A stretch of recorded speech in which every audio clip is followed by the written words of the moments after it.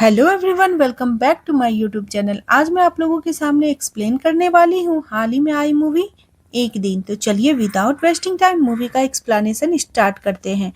अगर आपको मेरी वीडियो पसंद आए तो प्लीज़ मेरे चैनल को सब्सक्राइब कर लीजिएगा और वीडियो को लाइक एंड शेयर करना बिल्कुल भी नहीं भूलिएगा। तो चलिए वीडियो स्टार्ट करते हैं।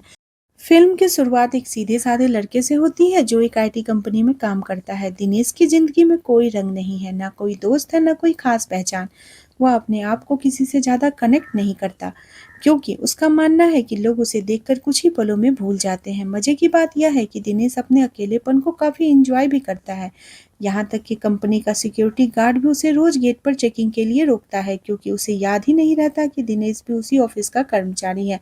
हालांकि दिनेश को अपनी आम जिंदगियों से कोई शिकायत नहीं है और उसे अपने आप को इस तरीके से बना लिया है कि उसे ज़्यादा किसी से फर्क भी नहीं पड़ता। हालांकि उसे लगता है कि कोई चमत्कार ही होगा जो इस बेरंग जिंदगी से बाहर निकल पाएगा। लेकिन दिनेश की जिंदगी में एक बहुत खास चीज है जो है उसकी कोवर्कर मीरा। दिनेश दिल ही दिल में मीरा को बेहिंता चाहता है। ऑफिस में जब भी मीरा उसके सामने से गुजरती है दिनेश का चेहरा खिल उठता है।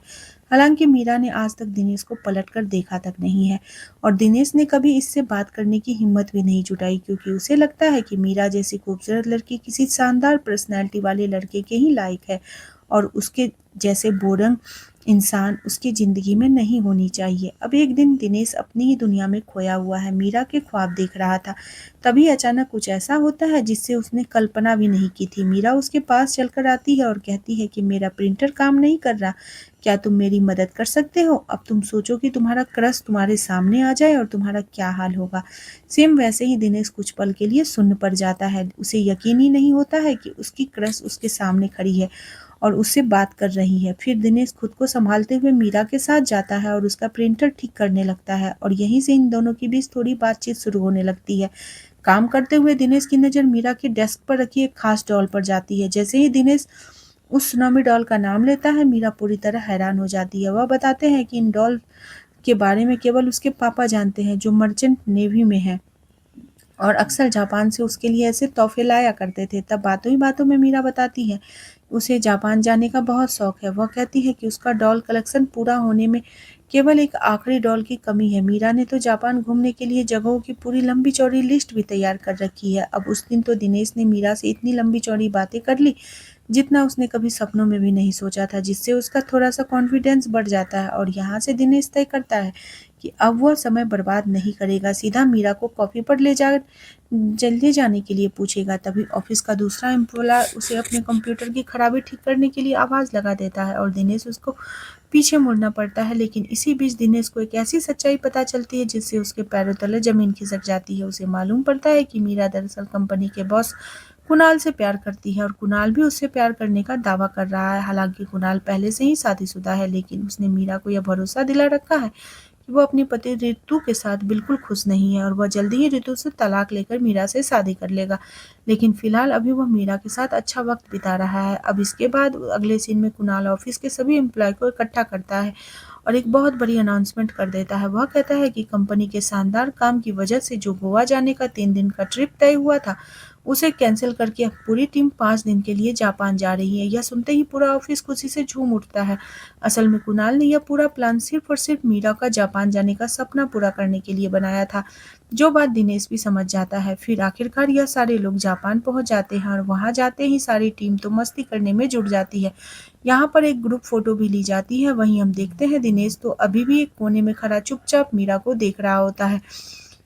यह साफ था कि दिनेश का इस ट्रिप पर आने का कोई मन नहीं था, वह तो केवल मीरा को देखने आया था। उधर कुणाल मीरा से अकेले में कहता है कि बाकी सारा स्टाफ तो केवल 3 दिन में वापस चला जाएगा, लेकिन हम दो दो दिन एक्स्ट्रा जापान में रुकेंगे ताकि हम मीरा की विकट लिस्ट पूरी कर सके। अब मीरा थोड़ा हिचकिचाते हुए कहती है कि जब तक तुम्हारा तलाक नहीं हो जाता हम कुछ भी नहीं करेंगे। पहले तुम तलाक लो, उसके बाद हम अपनी लाइफ एंजॉय करेंगे, क्योंकि उसे इससे तरह अकेले रुकना ठीक नहीं लग रहा था। यहाँ पर कुणाल तो उसे अपने सपनों की जाल में उलझा देता है और दूर खड़ा दिनेश यह सब देख रहा होता है। उसे कुणाल से जलन नहीं हो रही थी बल्कि एक अफसोस था कि काश एक दिन के लिए केवल मीरा मेरे साथ अपना समय बिता पाती, कितना अच्छा होता, क्योंकि वह जानता है कि मीरा उसकी लाइफ में कभी नहीं आने वाली। तब पास में एक जादुई घंटी लगी होती है जिसके बारे में यह मान्यता है कि अगर कोई साफ दिल वाला इंसान वहां कुछ मांगे उसकी मुराद पूरी जरूर होती है। दिनेश को इन सब बातों पर यकीन तो नहीं था, लेकिन वह भी उस घंटी बजाकर ऊपर वालों से मांग लेता है, पूरी जिंदगी के लिए ना सही, बस एक दिन के लिए मीरा को मेरी बना दो। अब दिनेश तो यह कहकर वहां से चला जाता है, लेकिन तभी कहानी में सबसे बड़ा मोड़ आता है। जापान में कुणाल की पत्नी रितु अचानक धमक पड़ती है। उसे पता चलता है कि कुणाल ने तलाक की तो अभी बात ही नहीं की है, बल्कि रितु तो 4 महीने की प्रेग्नेंट भी है। इन सब से कुणाल का असली चेहरा सबके सामने आ जाता है, और मीरा को जब यह सारी बातें पता चलती है तो कुणाल उसके जज्बातों से खेल रहा है, तो उसके पैरों तले से जमीन खिसक जाती है। इससे ऑफिस के हर इंसान के सामने मीरा का तमाशा बना चुका था। इसी धोखे से टूट चुकी मीरा शर्मिंदगी के मारे खुद को सबसे अलग कर लेती है। दिनेश यह सब देखकर अंदर अंदर दुखी होता है।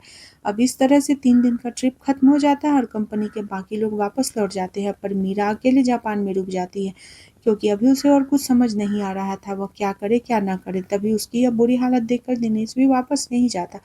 वह तय करता है कि वह छुपकर मीरा के आसपास ही रहेगा। हालांकि वह उसके सामने नहीं जाएगा, लेकिन दूर से यह सब देखता रहेगा कि मीरा को कोई दिक्कत न हो। फिर आज रात दर्द में डूबी मीरा हद से ज्यादा शराब पी लेती है और नशे की हालत में लड़खड़ाते हुए वह सड़क पर आती है।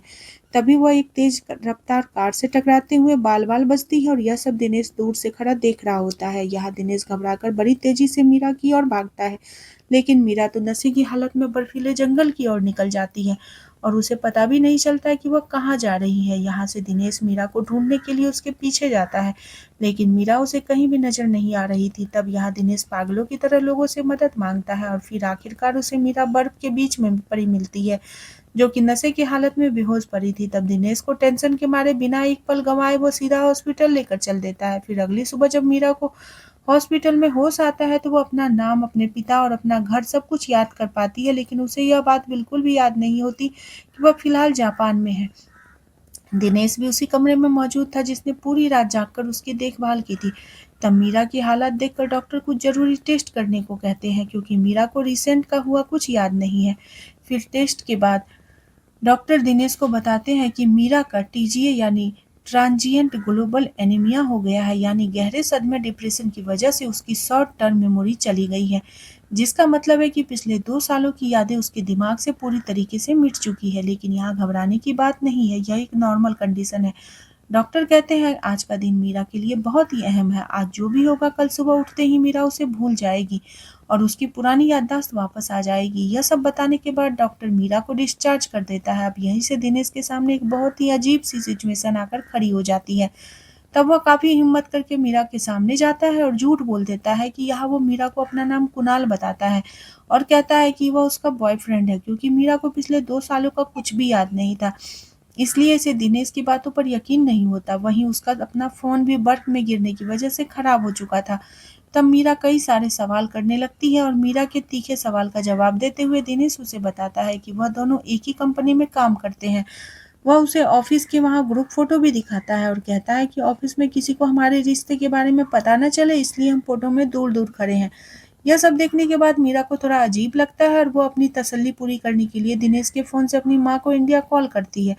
तब पहले तो फोन पर माँ उससे शिकायत करने लगती है कि वह कहाँ है, जो इतने दिनों से उससे बात नहीं कर रही थी। फिर वह पूछती है कि जिस लड़के से तू प्यार करती है, शादी करना चाहती है, आखिर वह है कौन? तू हमें मिलवाने वाली थी उससे। तब यहाँ माँ की बातें सुनकर मीरा को यकीन होने लगता है कि शायद सामने खड़े दिनेश ही सच बोल रहा है। हालांकि मन ही मन उसने भी अनकंफर्टेबल महसूस हो रहा था, क्योंकि दिनेश के लिए अंदर से कोई प्यार महसूस नहीं होता।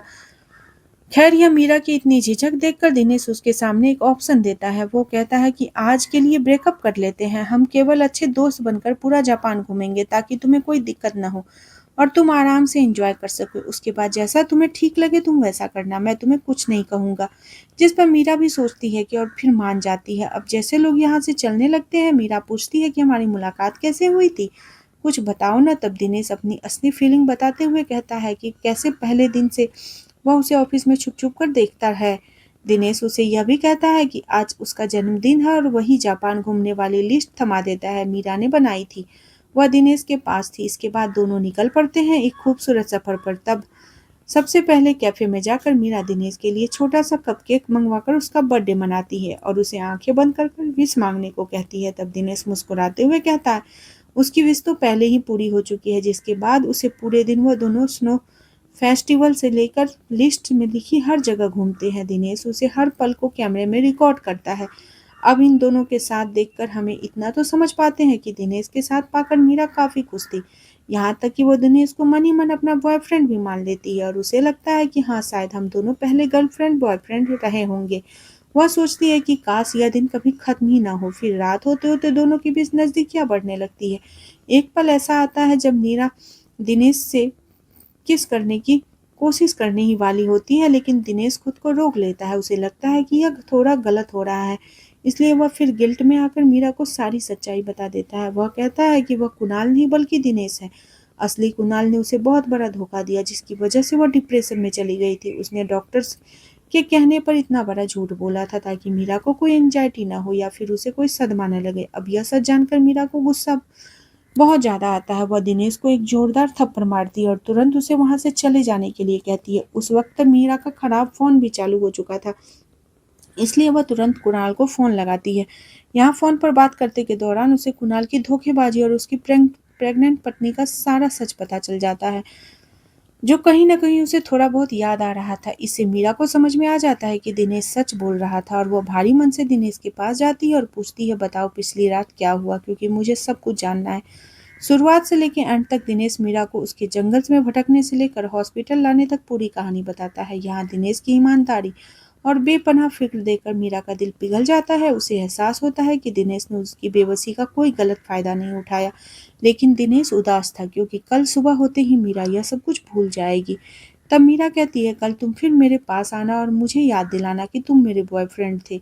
पर दिनेश अपनी उस कॉम्प्लेक्स में था। वह कहता है, मेरी जैसी पर्सनालिटी वाले लड़के को तुम कभी अपना लाइफ पार्टनर नहीं मानोगी।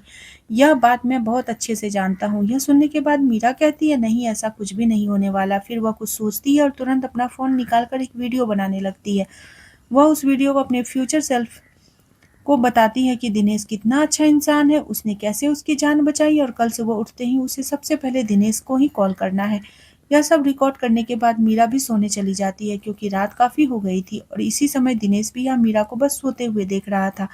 तब यहाँ दिनेश के दिमाग में उटपटांग ख्याल आने लगता है। उसे लगता है कि वह किसी भी एंगल से मीरा के लायक नहीं है। मीरा तो किसी अच्छे लड़के को ही डिजर्व करती है, उसके जैसे बोरियत इंसान को नहीं। इसलिए भारी मन से दिनेश मीरा का फोन उठाता है और उसके फोन की गैलरी खोलकर उसकी वो वीडियो डिलीट कर देता है जिसमें मीरा ने कहा था कि कल सुबह उठते ही मैं सबसे पहले दिनेश को कॉल करूंगी। और यहाँ से दिनेश हमेशा के लिए मीरा की जिंदगी से चुपचाप चला जाता है।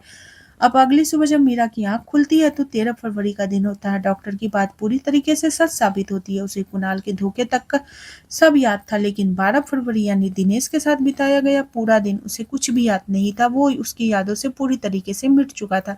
फिर वापस इंडिया लौटते वक्त उसके दिल में एक अजीब सी उदासी थी, मानो वो जापान में कोई अपनी करीबी इंसान को छोड़कर जा रही हो। अब इसके बाद मीरा इंडिया आते ही सबसे पहले अपने ऑफिस आती है और वहां अपने रेजिग्नेशन देती है। कुणाल के पास आकर कहती है, मुझे गलती से भी कांटेक्ट करने की हिम्मत मत करना। यह सब कहकर मीरा वहां से चली जाती है और हम देखते हैं कि दिनेश भी चुपचाप इस कंपनी को छोड़ देता है। अब इस तरह से कुछ समय बीतता है और मीरा को काफी अकेलापन फील हो रहा था। फिर कुछ दिनों के बाद मीरा अपने कलीग के साथ बैठी होती है। वह बताती है कि उसे कुणाल के जाने का कोई गम नहीं, बल्कि वह तो उसे एक मिसिंग दिन को लेकर परेशान है। आखिर वह 12 तारीख को कहाँ थी, उसे कुछ भी याद नहीं आ रहा है। उस दिन को लेकर मेरे मन में बेचैनी भी है। अब यह सारी बातें करने के बाद जब मीरा अपना बैग चेक करती है तो उसकी जापान वाली बकेट लिस्ट पर हर जगह टिक लगा हुआ था, यानी उसने यह सब कुछ पूरा कर लिया है। वहीं फोन की कुछ अधूरी वीडियोस भी उसे एक धुंधला सा लड़का दिखाई देता है जो कि पहचान में नहीं आ रहा था। तभी उसे अपने सामने वो आखिरी सुनोमी डॉल भी मिल जाती है जो कि मीरा को चाहिए थी अपने डॉल के कलेक्शन को पूरा करने के लिए। यह सब देखते ही मीरा परेशान होकर सीधा जापान वाले डॉक्टर को फोन लगाती है। तब डॉक्टर उसे उसकी बीमारी के बारे में बताते हैं और कहते हैं कि एक लंबे कद का चश्मे वाला लड़का तुम्हारे साथ था जिसने उस दिन तुम्हारी बहुत देखभाल की थी। अब यह सुनने के बाद तो मीरा अपने दिमाग पर जोर डालती है और सोचती है कि वह तो ऐसे किसी इंसान को जानती तक नहीं, लेकिन वह आज इतना समझ चुकी थी कि उसी इंसान की वजह से उसे अंदर से इतना खालीपन महसूस हो रहा था। उधर दिनेश ने मीरा से दूर जाने के गम में खुद को कमरे में कैद कर लिया था और दिनेश से उसकी माँ पूछती है, बताओ क्या हुआ। तो दिनेश रोते हुए उन्हें सारी सच्चाई बता देता है। वह कहता है कि उसने वीडियो इसलिए डिलीट की क्योंकि वह जानता है कि अगले दिन वह मीरा की आंखों में वह प्यार दोबारा नहीं देख पाएगा जो उसने उस दिन महसूस किया था। मीरा कोई अच्छा लड़का डिजर्व करती है, मैं तो उसके लायक भी नहीं हूँ। इस पर दिनेश की माँ उसे समझाती है कि अगर तूने सिर्फ एक दिन में उस लड़की का दिल जीत लिया था तो खुद को इतना कम क्यों आंक रहा है। अगर एक दिन में प्यार हो सकता है तो पूरी जिंदगी तो अभी बाकी है। तब अपनी माँ की यह सारी बातें सुनने के बाद दिनेश को थोड़ी हिम्मत आती है। फिर अगले ही दिन दिनेश पूरी हिम्मत जुटाकर मीरा के पास पहुंच जाता है और वह सीधा मीरा से कहता है कि हम पहले भी मिल चुके हैं, मैंने तुम्हारा प्रिंटर ठीक किया था। आगे दिनेश बिना डरे हुए कहता है, मैं तुम्हें पहले दिन से पसंद करता हूँ, क्या तुम मेरे साथ कॉफी पीने चलोगी। तब यहाँ दिनेश से मिलते ही मीरा का हल्का सा अजीब अजनबीपन महसूस होता है। उसे लगता है कि वह दिनेश को काफी समय से जानती है। यही सब सोचकर वह दिनेश को हाँ कर देती है। हालांकि मीरा की दोस्त उसे रोकती है कि ऐसे अनजान आदमी के साथ कॉफी पीने जाने क्यों जा रही हो। तो मीरा कहती है, उस आदमी से मिलकर मुझे अनजानेपन की फीलिंग नहीं आ रही, बल्कि इसके साथ तो मुझे अपनापन सा महसूस हो रहा है। इसके बाद जब वह डेट पर मिलते हैं तो मीरा दिनेश से पूछती है, क्या तुम जापान गए थे, क्या तुम्हारा चश्मा जापान में टूटा था। फिर दिनेश कि हाँ कहते ही मीरा अपनी जेब से वो स्नोमी डॉल निकालकर टेबल पर रख देती है और वह इमोशनल होकर पूछती है, तुम 12 तारीख को मेरे साथ थे ना, तो तुमने मुझे बताया क्यों नहीं। तब दिनेश कोई कहानी बनाने के बजाय मीरा का फोन लेता है और रिसाइकल बिन ओपन करता है और वह डिलीट हुई वीडियो रिकवर करके मीरा के सामने प्ले कर देता है। तब मीरा खुद को उस वीडियो में दिनेश की तारीफ करते हुए और उसे अपना लाइफ पार्टनर बनाने की बात करते हुए सुनती है और इस वीडियो से उसे अपने सारे सवालों के जवाब मिल जाते हैं। तभी उसके खालीपन भी दूर हो जाता है और यहाँ पर मीरा मुस्कुराती है और उसे देखकर दिनेश भी मुस्कुराता है। यानी अब दोनों एक हो चुके थे। दिनेश ने भी सोच लिया है कि वह हमेशा मीरा को खुश रखेगा। यहीं पर यह प्यारी सी मूवी खत्म होती है। तो आपको ये कहानी दोस्तों कैसी लगी, प्लीज कमेंट करके अपनी राय हमें जरूर दीजिएगा। और मैंने पहली बार ऐसे मूवी एक्सप्लेन की है। अगर आपको इस तरीके की मूवी पसंद आ रही है तो प्लीज़ मेरे चैनल को सब्सक्राइब कर दीजिएगा। धीरे धीरे मैं इसे इम्प्रूव कर दूंगी। बाकी आप अपना सपोर्ट बनाए रखिएगा। आप लोगों से मैं फिर मिलती हूँ नेक्स्ट वीडियो के साथ। तब तक के लिए बाय बाय, टेक केयर।